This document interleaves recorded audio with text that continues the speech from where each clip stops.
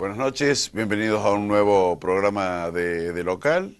Esta noche para analizar junto con nuestros invitados la actividad económica en nuestra ciudad y región, analizando el impacto de la crisis por la que estamos atravesando. Y en función de ello analizaremos también qué posibilidades hay en cuanto a los acuerdos que se vienen hablando o los pactos, los acuerdos internacionales entre Mercosur y Unión Económica Europea.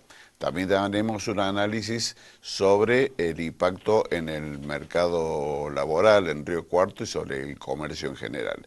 Luego de la presentación de nuestros auspicios. Buenas noches, Fabián, ¿cómo estás? ¿Qué tal, Hugo? Buenas noches. Un gusto de estar nuevamente contigo en el programa y hoy analizando la actividad económica de la ciudad, el sector industrial, metalúrgico, metalmecánico, alimenticio y también el sector comercial, que es obviamente uno de los más importantes y que ha catalogado a Río Cuarto como excelencia, y cómo es el impacto dentro del mercado laboral. Y en este primer bloque vamos a estar hablando de la parte industrial, y para ello hemos invitado a Roberto Bertucci, quien es presidente de Jumala, y a Félix Bombasay, empresario y también propietario de una fábrica de implementos agrícolas. Buenas noches y muchas gracias por venir.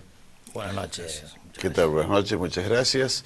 Bueno, me gustaría comenzar una pregunta general para ver cómo está la actividad industrial en Río Cuarto, ya que ustedes entre ambos representan, entre la alimentación y la metalurgia, representan la mayor parte de la actividad industrial de nuestra ciudad y región.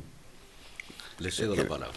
Bueno, Roberto, ¿quieres bueno. comenzar? Ya que, bueno, perteneces a una empresa que ha tenido que resurgir, ¿no? Sí.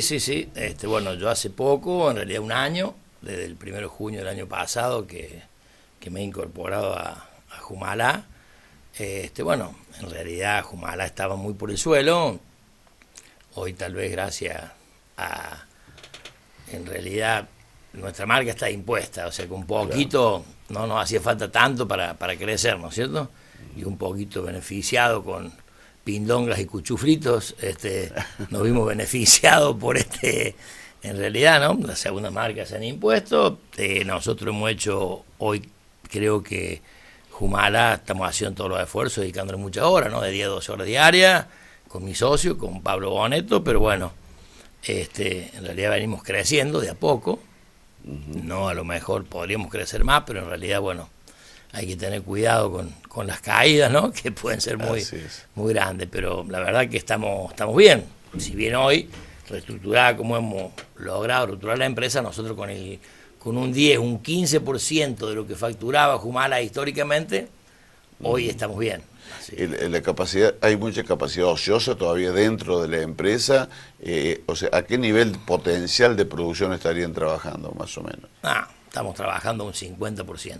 Ajá, tienen Nosotros, capacidad con el personal que tenemos, con las maquinarias que tenemos, bueno, podríamos trabajar digamos, 100% más.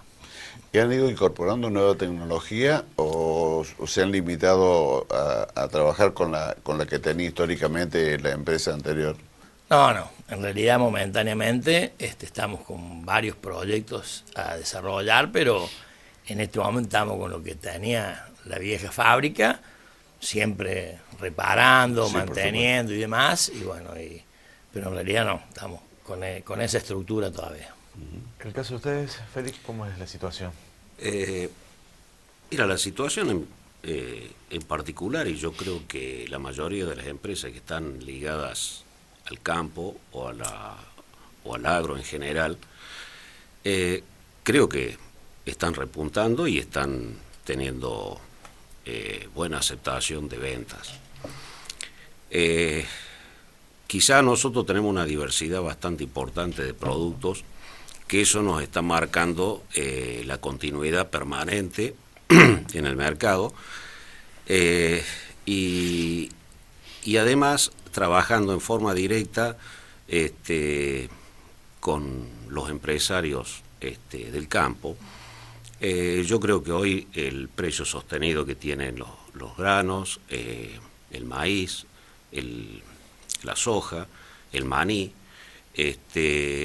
dan como resultado que si bien estamos dentro de un tren, ellos son los productores, ¿no es cierto?, los número uno en beneficiarse, nosotros vamos en el segundo o tercer vagón, pero llega, ¿no es cierto?, perfectamente a nosotros un alto nivel de producción, o sea, no nos podemos quejar de las ventas que hemos tenido.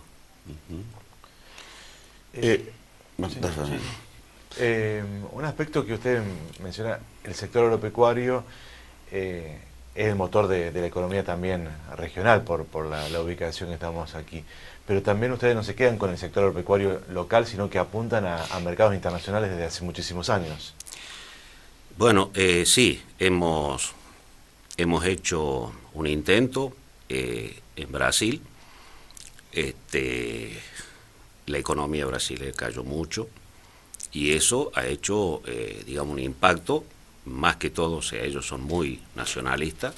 Cuando se cierra la economía, lo primero que cierran son las importaciones. Pero se han abierto otros mercados. Estamos tratando de entrar en Uruguay, en Paraguay y en Bolivia. O sea que hay posibilidades de venta. Competitivamente tenemos precios muy buenos comparado con lo que ellos compran en el mercado de su país de origen. O sea que creo que es una linda oportunidad para exportar.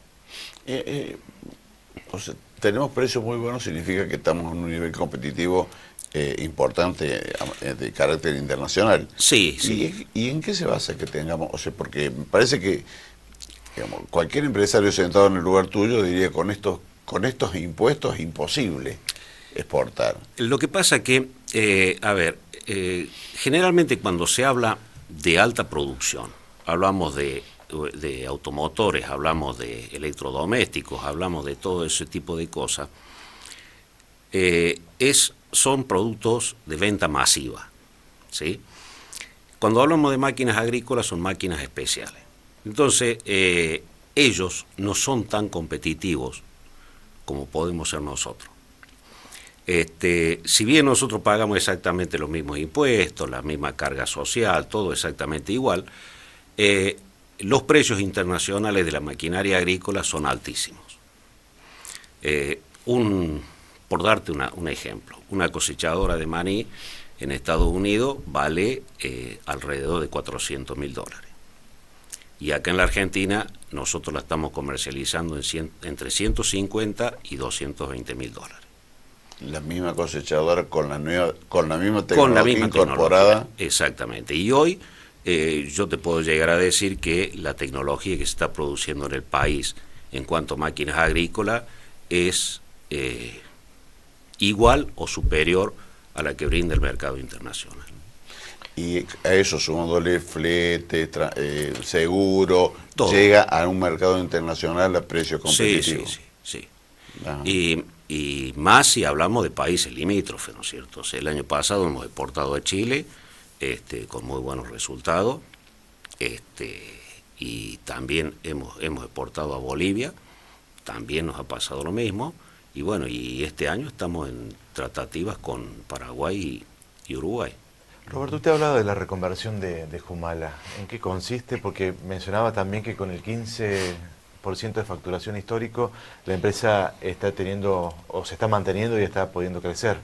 Y bueno, ahorro significativo en todo aspecto, de energía, de producción, de horas de trabajo, de menos personal.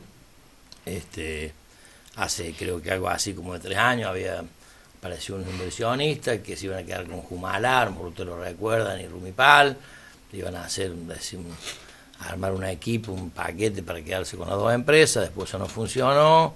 En realidad había 65 empleados, una cosa de loco, gente que había un gerente para barrer, otro gerente para prender la luz, un gerente para abrir los portones, una cosa factuosa y era inlograble. Y bueno, hoy hemos ido reconvirtiendo todo esto. Nosotros estamos en compra, estamos en venta, somos gerentes comerciales, hacemos todo, o sea, gran parte de la tarea la hacemos nosotros, así. Se nos pasa qué es lo que hay que hacer, que hay que comprar, que hay que vender, analizamos precios, y ahí estamos, ¿no? Y lo que decía acá el amigo, también nosotros, bueno, estamos nunca dejamos de exportar. En su momento Humala exportó a Uruguay, que estamos exportando hoy, a Disco Uruguay, digamos, le estamos exportando una vez cada 60 días, digamos, un container de edulcorantes, té, mate cocido y algunos derivados más.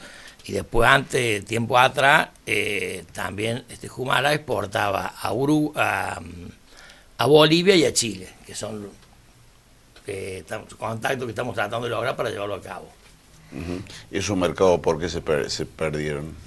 Y se perdieron porque cuando, digamos, Humala en septiembre del 2017 entró en una fuerte crisis, digamos, ya no pudieron sostener más ese tipo de negocios, que era un pago a 60, 90 días, no había financiaciones, como el caso de hoy Humala. Nosotros ya nos hemos salido de las grandes cadenas. Humala hoy no le factura a grandes cadenas, a ninguna, únicamente a la cadena más importante, Río Cuarto, le facturamos, nada más, que a quien atendemos.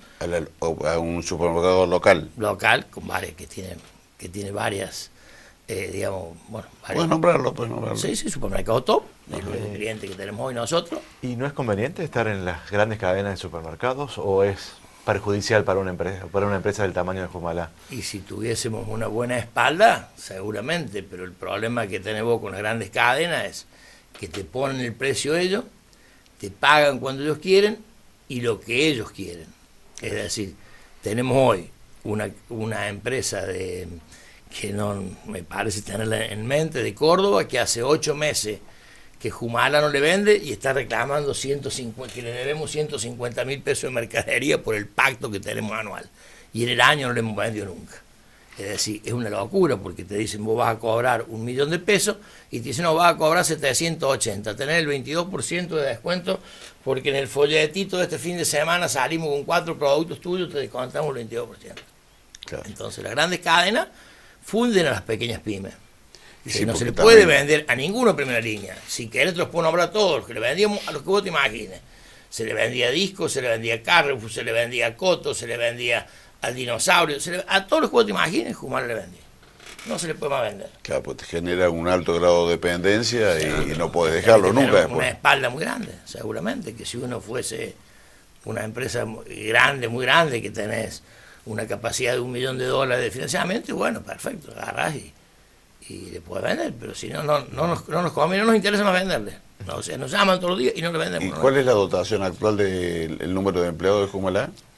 Humala tiene 32 empleados fijos y después, bueno, entre vendedores, transportistas y demás que van por fuera, debemos estar las 45 personas. En el caso de la empresa suya, Bombasay, ha podido avanzar en un nicho de mercado, digamos, el famoso nicho de mercado y poder mantenerse y desarrollarse en ese sector desde hace mucho tiempo. Yo creo que sí, que aparte de tener una buena aceptación, hoy no es más como antes, que la maquinaria agrícola era una cosa vista como algo rudimentario. Hoy tenés que vestirla bien, tiene que ser todo de primera, tiene que estar con una muy buena pintura, o sea, una presentación excelente. O sea, las exigencias del mercado te van llevando lentamente a tener un producto de alta calidad.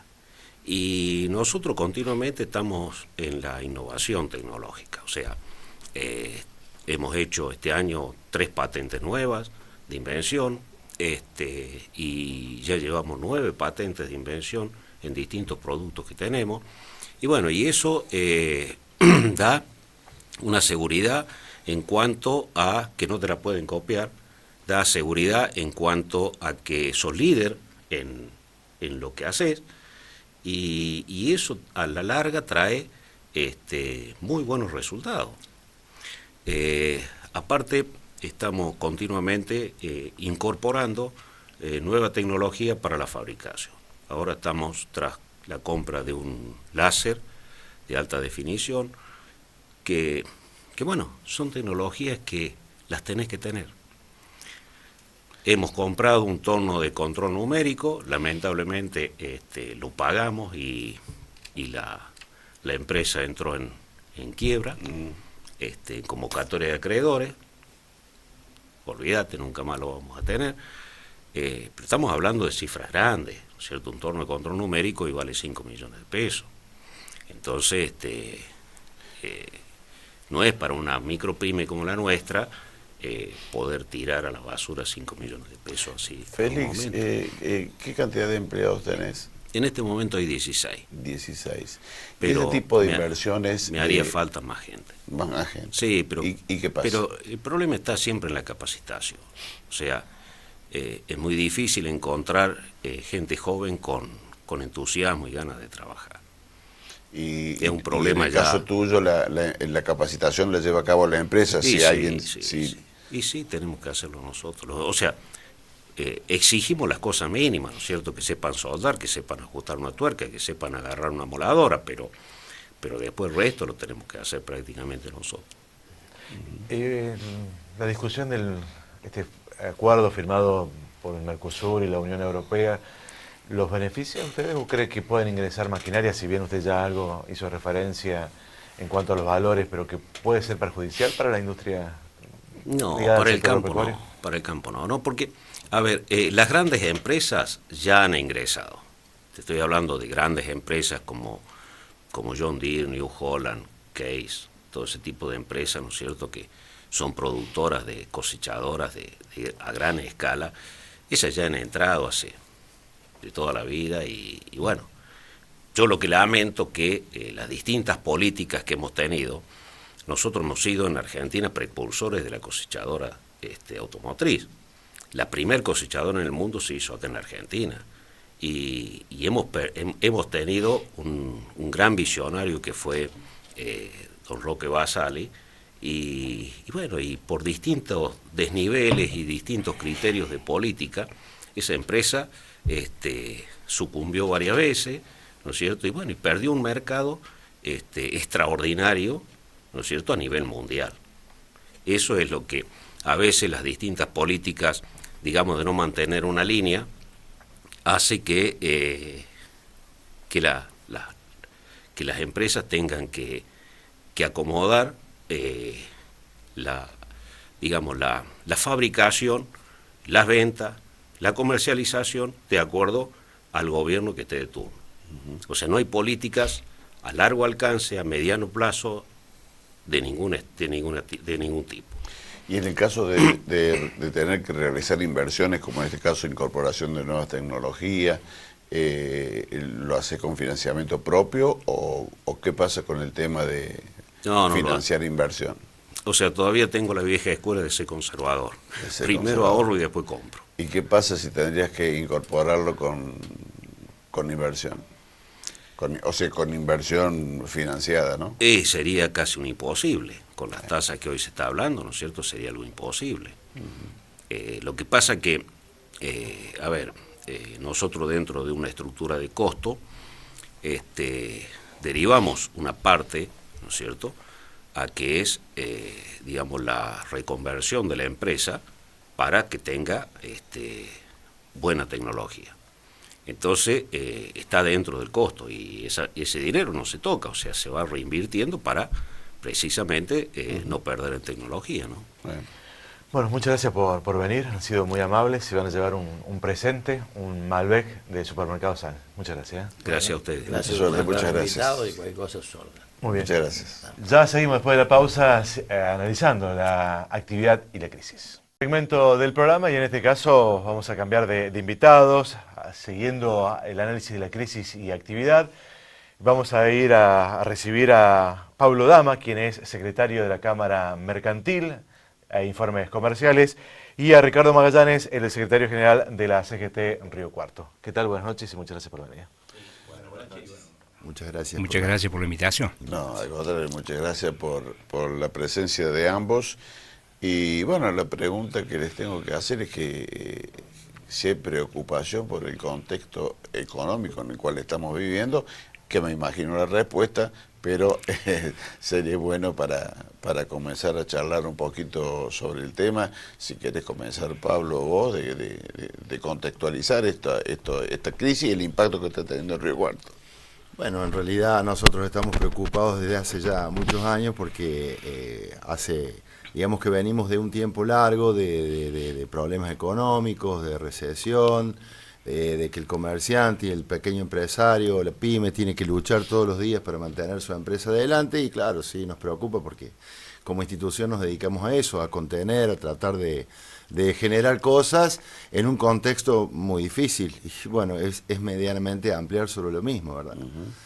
Te puedo decir que en este último año, en estos últimos 4 o 5 meses, si bien veníamos en una caída de ventas muy importante, por lo menos en estos últimos 4 meses se comenzó a notar una pequeña reversión, debido probablemente también a que volvieron a inyectar planes de ventas nuevos, sin interés, en fin, estos de los autos 0 kilómetros, el Ahora 12, el Ahora 6 todos los días, que impulsó un poquitito y nos hizo subir un escalón dentro de lo abajo que estábamos. Digamos que eso sería más o menos así, es la visión y es lo que se ve a través de los números de los empresarios y de las pequeñas pymes, ¿no? Y también debe explicarlo un poquito la disminución de la cantidad de competidores, ¿no? Porque vemos los salones que se ocupan en el centro, es decir, que por ahí también explica un poco quizás el hecho de la desaparición de comerciantes, ¿no? Lo puede explicar, yo creo que lo puede explicar, pero en una medida muy corta. ¿Por qué? Porque si bien es cierto, y lamentablemente es cierto, que han cerrado muchos comercios, ha habido una renovación que no llega, por supuesto, a equiparar los cierres, ¿no es cierto? Pero además de eso es que tampoco hay mucha demanda, entonces se compensa, sí, claro, pero de una manera muy... no llega a explicar a que nosotros vendamos más porque cerraron más comercios, me parece que no. Al contrario, cada vez tenemos más competencias desleal, que es otra de las luchas que tiene tanto el CESIS como la Cámara, y que se exige y se pide todo el tiempo a las instituciones gubernamentales, ya sea de los municipales como la provincia como la nación, que ataquen a la informalidad de los extremos, y por supuesto a entidades como AFIP, atacar desde los extremos. Nosotros sufrimos mucha competencia desleal, dadas no solo por los usurpadores de las vías públicas, que tienen sus negocios establecidos, sino también como personas que abren negocios en la web, que no tienen nada y no pagan nada, y bueno, eso nos perjudica muchísimo más que lo otro. Ya vamos a ampliar sobre eso. Me adelante, perdón. No, esto es un tema muy importante, ya claro, vamos a ampliar sí, sobre eso. Ricardo, ¿qué podemos decir? A ver qué podemos decir que ya no hemos dicho nosotros en nuestro caso, ¿no? Nosotros esto lo venimos denunciando hace prácticamente 3 años atrás, lo que iba a suceder. Hoy muchísimo más preocupado, coincido con lo que dice aquí el secretario de la Cámara de Comercio, en cuanto a la realidad que está viviendo prácticamente todo el país, ¿cierto? Porque esto no es una cuestión nuestra, local, es una cuestión que se viene agudizando extremadamente en todo este tiempo, a causa de algunas cuestiones que hacen pura y exclusivamente al esquema económico planteado totalmente en un neoliberalismo despiadado. Yo creo que, y entiendo que sí, es posible que el comercio en estos últimos 4 meses haya repuntado a través de la Hora 12 y todos esos planes que hicieron que nuevamente la gente pudiera consumir. ¿Cuál es el problema que ha traído? Porque lo estamos viviendo y estamos asistiendo a muchos compañeros nosotros, es que en este momento hay muchos compañeros que... Lo dijimos mucho tiempo antes, ¿cierto? Hoy trabajando el compañero es pobre, porque el sueldo no le da para vivir dignamente. Esas personas que a través de estos planes le ha dado la posibilidad de llegar o adquirir algo para su casa, para su familia, ha llegado a un endeudamiento propio ahora a través de su tarjeta de crédito. Y eso le ha traído embargos. Y nosotros lo estamos viviendo cotidianamente a través de nuestro asesoramiento legal que le hacemos a los compañeros, porque estamos en este último tiempo muy preocupados con lo que le está pasando. Y bueno, y cuánto tiempo más va a durar esta posibilidad de que se pueda adquirir de esa forma y endeudando a futuro al trabajador, a un trabajador pobre, porque ya el trabajador está pobre. O sea que cada vez vemos que el panorama se hace un poquito más oscuro de lo que está. Hoy estamos muy preocupados, ya hemos tenido las elecciones, hay una transición, así Pichetto cuando en conferencia de prensa después de la elección ha dicho que esto no es una transición, pero de hecho que sí es una transición, ¿cierto? En lo teórico no, pero en lo práctico es una transición, y si no lo aceptan de esa forma vamos a estar complicados. No podemos seguir echándole la culpa al pasado, acá hay un presente y hay que tratar de llegar a una gobernabilidad y en un proceso donde no siga endeudando a los argentinos y no siga exprimiendo a la producción, ¿es cierto? Es decir, nosotros lo venimos denunciando hace mucho tiempo, es decir, no podemos creer que tengamos este alto índice de tasas de interés desopilante que no puede existir en ninguna parte del mundo, ¿cierto? Impidiendo precisamente la inversión y la posibilidad al que quiere trabajar. Hoy han destruido el aparato productivo, las pequeñas pymes y medianas empresas están en una situación caótica y no vemos ningún tipo de política, ni siquiera vemos que hablen de un tipo de política para salir de esta situación y poner de una vez por todas el capital al servicio de las personas y no, ¿cierto?, la persona al servicio capital a través de la bicicleta financiera y esto que estamos viendo hoy que es muy preocupante, ¿cierto?, para el futuro de todos los argentinos, ¿no? Pablo, lamentablemente se han cerrado muchos comercios en la ciudad. Obviamente que hay una renovación, siempre se da esa renovación de comercio y que hacía referencia, pero en los últimos tiempos muchas empresas reconocidas con muchos años de trayectoria han desaparecido de la ciudad por esta situación, caída de ventas, la presión impositiva que me imagino es muy alta. Muy alta, definitivamente muy alta. ¿Eso es uno de los factores fundamentales o la caída del poder adquisitivo de la gente? Creo que básicamente es la caída del poder adquisitivo, la recesión y la falta de demanda es lo que digamos que ha hecho que muchos comercios en su ecuación no les cierren los números y tengan que tomar la triste decisión de cerrar. Y a esto agregas el valor de las tarifas. El valor, claro, es decir, ustedes saben que es un combo de cosas que es muy difícil de afrontar, ¿no? Y sobre todo, y es lo que a mí más me duele como dirigente, me duele como comerciante, de saber que si no tenés una idea demasiado novedosa, que tampoco por ahí sirve, pero digo, es muy difícil comenzar hoy con un escenario bastante adverso, por no decir tan adverso, comenzar con un emprendimiento y que sea sostenible y sustentable en el tiempo, digamos, es muy triste porque en definitiva la mortandad empresaria, creo que ya lo hemos hablado muchas veces, es tan alta. Yo creo que hace unos años las pymes no llegaban, creo que, no sé, el 20% llegaba a los 10 años. Yo creo que el 20% no llega ni a los 3 años, muchas veces, por lo adverso de la situación. Y bueno, eso... digamos que es complicado, y es complicado para las nuevas generaciones, para aquellos que se quieren dedicar, que quieren emprender, y bueno, hay que tener una espalda muy grande, tampoco hay créditos para desarrollo, para desarrollarse. Yo puedo entender desde una visión económica, medianamente, de entender que si suben las tasas es para sostener al dólar, es decir, como ciudadano común no me sirve, pero lo puedo entender desde ese punto de vista. Pero así es muy difícil producir. Sí, sí. En este contexto actual, ¿es similar al de 2001 o en los momentos más críticos que atravesó el país? Yo tengo recuerdos de eso, claro, estaba en actividad. Mirá, depende con quién hables. A mí me parece que el 2001 fue un quiebre todavía más pesado que este. Porque realmente, es decir... a ver, había negocios que cerraban, pero aparte había inestabilidad social. Fue muy complicado el 2001. No creo que estemos en esa etapa. Me parece que no. Y también me parece que se pueden haber sentado bases para el largo plazo. Esto lo digo a título personal, es mi creencia. El problema es que en la ecuación se olvidaron que estamos al medio y que necesitamos vivir y comer todos los días, que el empleado necesita tener un sueldo acorde a su trabajo y que le rinda, y que a la vez saber que eso se retroalimenta en el comercio, porque nosotros vivimos entre nosotros, digamos. Nosotros somos los que nos sostenemos, ¿no? Ricardo, bueno, por lo que estamos hablando y el contexto que está pintando Pablo, ¿ustedes sienten los sindicatos que están perdiendo fuerza o grado de perdurabilidad? Porque en realidad no pueden pedirle respuesta al empresario.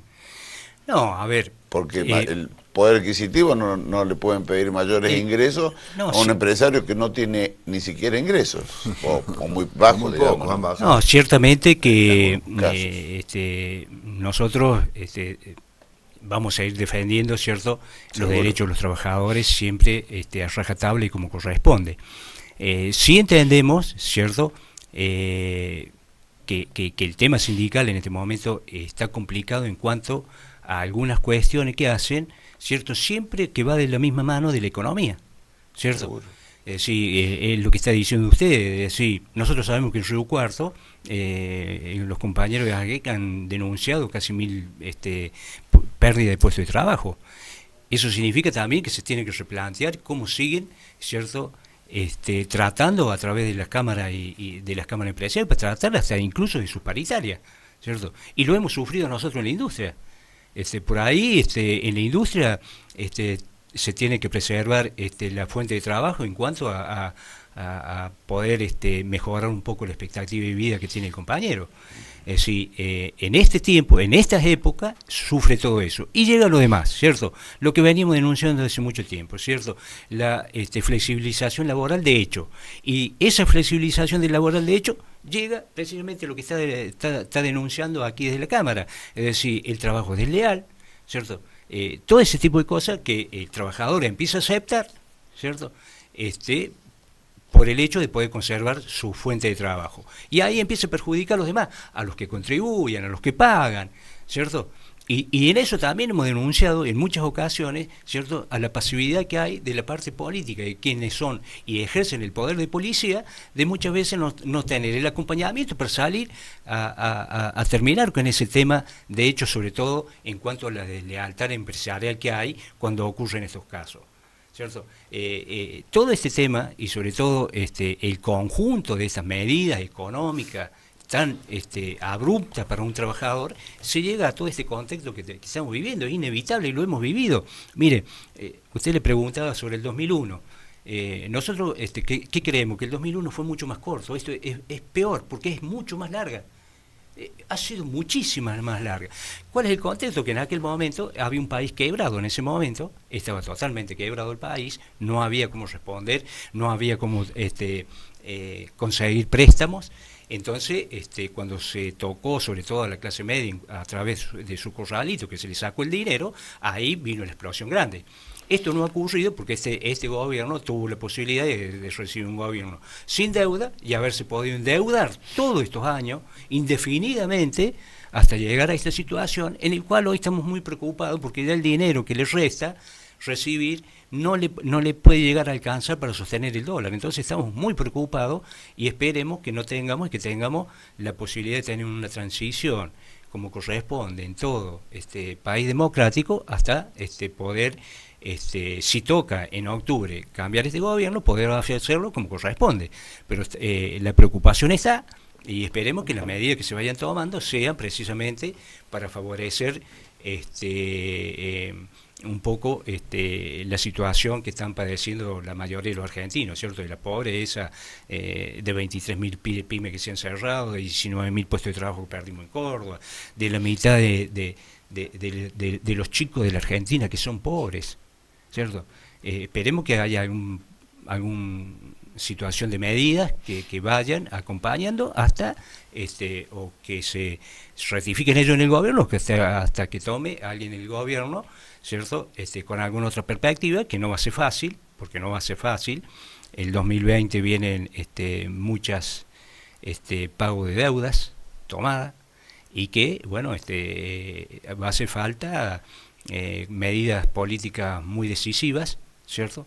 Decisiones políticas también, y un consenso con ciertos sectores para poder llevar este país a una mejor posición, ¿no? Ya seguimos charlando, vamos a marcar la pausa, ya regresamos.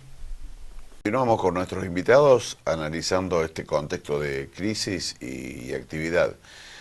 Pablo, habías manifestado en un comienzo el problema de la deslealtad comercial, que significa los trabajos informales a veces, que también por ahí a veces están justificados por el contexto de crisis, o sea, justificado entre comillas, sí, claro. Pero la expulsión de mano de obra en contextos de crisis hace que pululen o se creen estas actividades o comercio desleal, el comercio desleal. Pero hay otros que trabajan desde hace mucho tiempo y con un medio de vida permanente. Usted me decías eso, digamos, forma parte de los debates en las reuniones del centro comercial. Sin duda.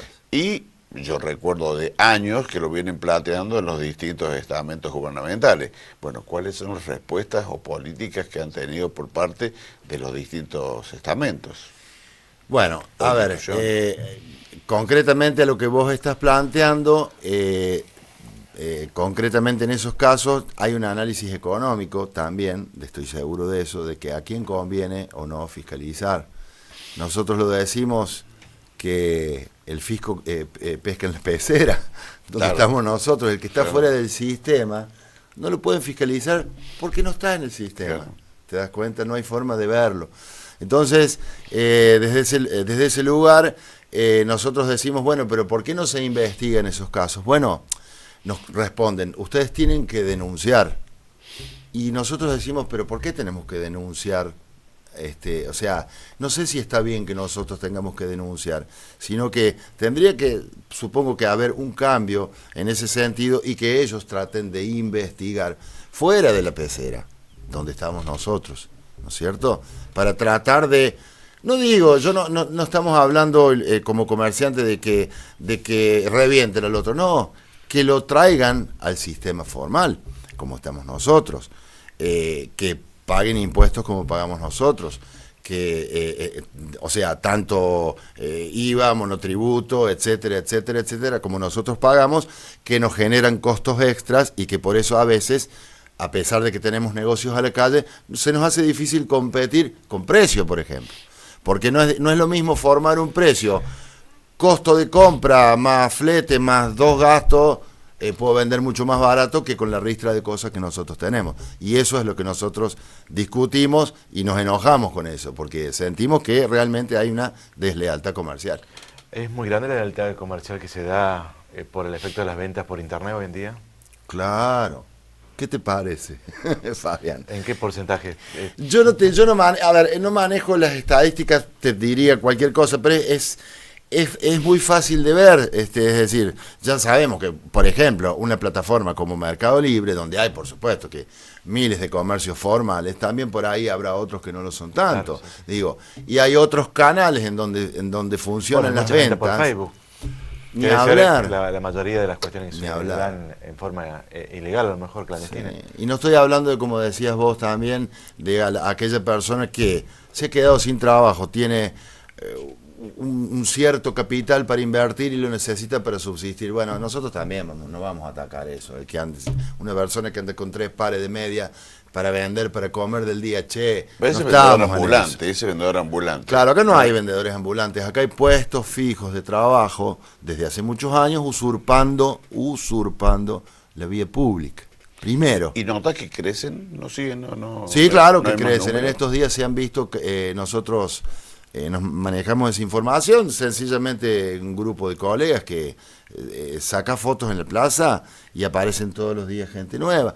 Yo entiendo que en un contexto de crisis esto favorece a eso, pero bueno, nosotros también necesitamos cumplir nuestra misión, además que cuando vemos gente que no hace que está desde ahora, sino que está desde hace muchos años, y bueno, viste, la verdad es que nos enoja bastante. En este contexto de crisis, de situación, para mantener el trabajo, ¿se están dando algunas condiciones de flexibilización laboral, de trabajo, diríamos, informal, pero precario? Bueno, pero esto ya lo denunciamos hace bastante tiempo nosotros, ¿cierto?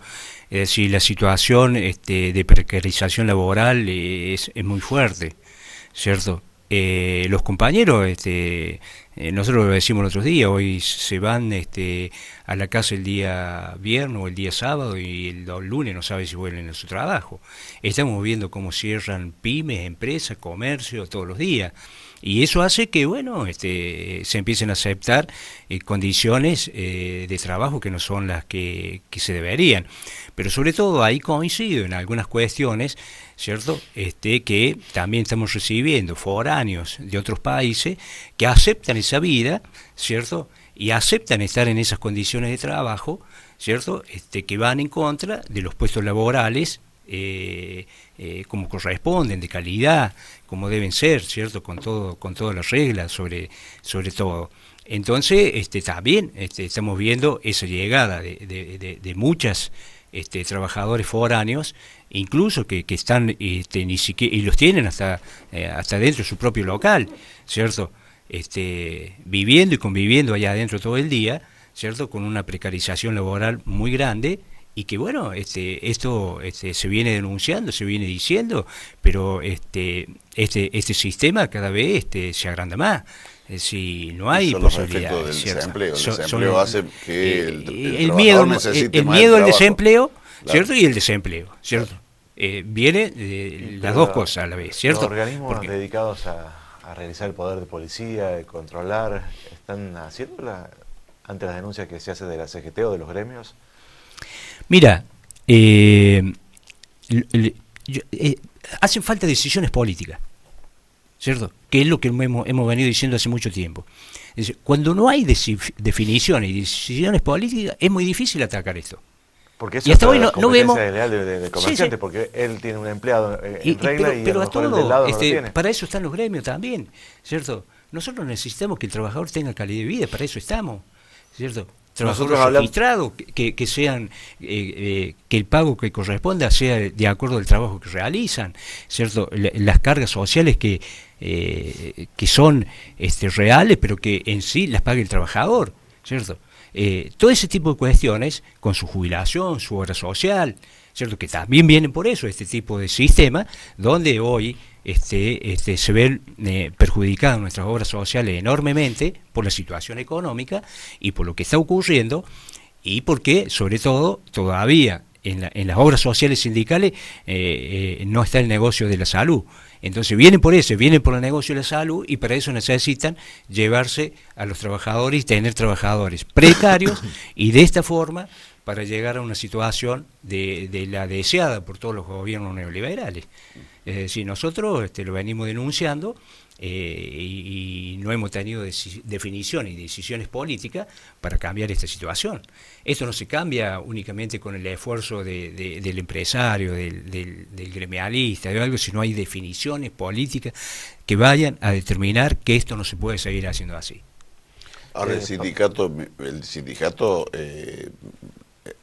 va me imagino que va. ¿Usted quiere que le diga cuántas inspecciones hacemos y que el empresario no se presenta, y cuántos pedidos tenemos al Ministerio de Trabajo para que lo haga llegar con la policía y no lo hace? Sí. Bueno, entonces hace falta definiciones políticas para que eso ocurra. ¿Son muchos y no las casos? tenemos. Tenemos casos. En mi caso, en el caso de la industria, en nuestro caso, me rijo exclusivamente, lo digo personalmente, claro, a través de la UOM. Tenemos casos que en lugar de traerlos aquí a donde pertenece el gremio, Río Cuarto, nos han hecho ir a la zona donde no se pueden tomar determinaciones, donde no se presentan, después los venimos acá, los hacemos citar acá y tampoco vienen. Es decir, tenemos falta de decisiones políticas para cambiar esta situación. Pablo, ¿vos querías agregar o a reforzar algo que decía? No, en definitiva lo que yo quería decirle que, a ver, con los gremios, uno parece que está en contra, y en realidad siempre lo hablamos con José Luis Oberto, nosotros no estamos en la vereda del frente, estamos en la misma, siempre lo hablamos, es decir, podemos tener diferencias que a veces hace falta esas contrapartidas para pulir, para llegar a buenos acuerdos, pero en realidad vamos caminando para el mismo lado. Con eso quiero decir que tenemos una relación muy fluida, un diálogo constante y siempre se trata de arribar siempre en buenos términos en todas estas cuestiones, ¿no? Simplemente eso. No, a ver, nosotros estamos totalmente, siempre lo hemos dicho, nosotros no estamos en contra de la empresa. Nosotros estamos a favor y en defensa de los puestos de trabajo. Nosotros sabemos que si no hay empresa y puestos de trabajo no hay trabajadores, ¿cierto? Y de la misma forma, la empresa, si no tiene trabajadores, difícilmente puede resurgir. Y que la iniciativa privada es la gran no estamos impulsora de la lo economía. Lo que ¿no? muchas veces nos separa son las diferencias de cómo, sobre todo en los buenos momentos, ¿no? Cuando se debe repartir las ganancias. Ahí tenemos más grandes diferencias. Pero en el momento de defenderlo, lo hemos defendido en conjunto. Nosotros con la Cámara Industrial, Cámara Metalúrgica, hemos trabajado en conjunto en un montón de cuestiones para poder salir de esta situación. Es decir, sería una locura que los gremios planteemos un enfrentamiento precisamente con quienes generen puestos de trabajo. Al contrario, nosotros estamos y favorecemos todo eso siempre que sea un reparto equitativo, ¿no? Bien, gracias por venir y bueno, contar cuál es la realidad de cada uno de los sectores. Se van a llevar un presente, un Malbec de Supermercados Sanz. Muy bien, muchísimas gracias. Muchísimas gracias. Muchas gracias como siempre. Nosotros vamos a marcar la última pausa, ya regresamos. Regresamos de la pausa, pero ya no hay más tiempo, nos tenemos que despedir. Nos tenemos que despedir. Hemos analizado diferentes sectores de la economía local en esta crisis. Es. Y esperando que esto que está calando hondo también en nuestra sociedad, bueno, cambie de rumbo, ¿no? Así es. ¿Nos vamos? Nos vamos a la semana que viene. Gracias, hasta la próxima.